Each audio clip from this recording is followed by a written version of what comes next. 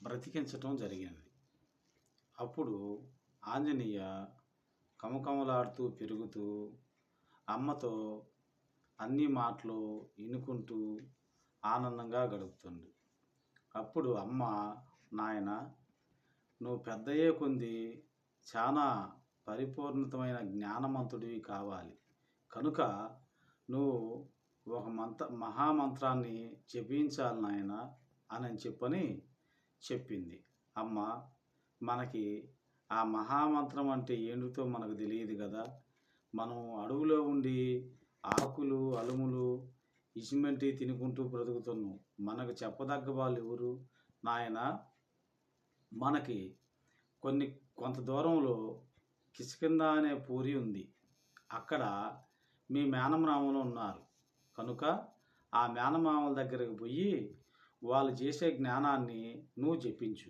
అప్పుడు నీకు భగవంతుడు అనుగ్రహం అవుతుడయ్యా అని చెప్పింది తల్లి. అప్పుడు ఆయన బయలుదేరి ఆ కిష్కింధకు పోయి అక్కడ ఏం చేస్తుండ్రా అని చెప్పని చూడగా వాళ్ళందరూ అవి తెచ్చుకొని పళ్ళు బలాలు కందమూలాలు అవన్నీ తెచ్చుకొని అందరు తలా కాసిన తినుకుంటూ బ్రతుకుతున్నారు. కానీ వీళ్ళ పని ఏందయ్యా అంటే నామాన్ని జపించటం. ఆ నామం రామనామం. రామా శ్రీరామా రామా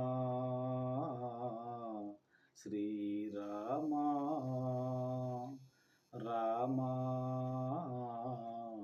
శ్రీరామా అని వాళ్ళు జపించుతూ ఉండగా ఈయన పోయి చూసిండు ఆంజనేయ. ఆహా, రామ, ఈ రామ అనే నామానికైనా జపిస్తే ఏ పాపం రాకుండా పోయి సకల జ్ఞానాన్ని ఉసుకుతుందేమో అని చెప్పని అక్కడ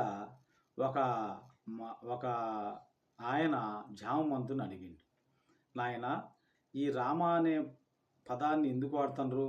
ఈ రామనామంలో ఏముంది అని చెప్పగా, నాయన రామనామం అంటే ఏ పాపం రాకుండా చేయటమే కాకుండా రామనామంలో మహా అమృత కలశం దాగి ఉంది. రామనామం అంటే ఆకలి తప్పికుండేది కాదు. రామనామం అంటే ఎంత శక్తిమంతదో తెలియదు. కనుక సర్వానికి ఈ రామనామం ఒక మహాఫలితం. కనుక మేమందరం అదే జపిస్తున్నామయ్యా. ఇప్పట్లో ఆశలు పెరిగిపోయినాయి కనుక ఈ నామాలు తరిగిపోయినాయి. కనుక ఆశలు పెరిగి ఆవుసులు తగ్గి ఏం తిందామన్నా కానీ నోటికి పోక అల్లాడుతున్నాం. కనుక ఇటువంటి నామాలను జపిస్తూ ఉంటే మన ఆయురారోగ్యాలు ఆనందంగా ఉంటాయి అని చెప్పని ఆనాటి రోజున ఆ జామవంతుడు జరిగినది. అందు గురించి ఈయన వాళ్ళల్లో కూర్చొని ఏమంటుండు, రామ అనే పదం రాక మరా మరా మమరా మరా మమరా ఒక తిరగలు చూపించి, ఇదేంది స్వామి అంటే, నాయన ఏమి లేదు, ఒక మర అంటుండు.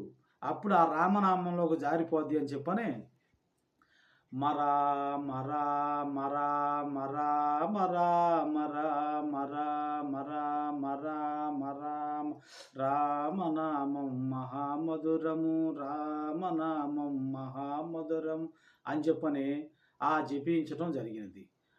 ఎప్పుడైతే రామనామాన్ని జపిస్తూ ఉన్నాడో ఈయనకి పరమానందం కలిగి ఏదైనా సరే ఎంత శక్తి తనలో ఉసిగి ప్రపంచం మొత్తం కూడా రక్షించే భారం ఇంకా ఆయనదే అవుతుంది.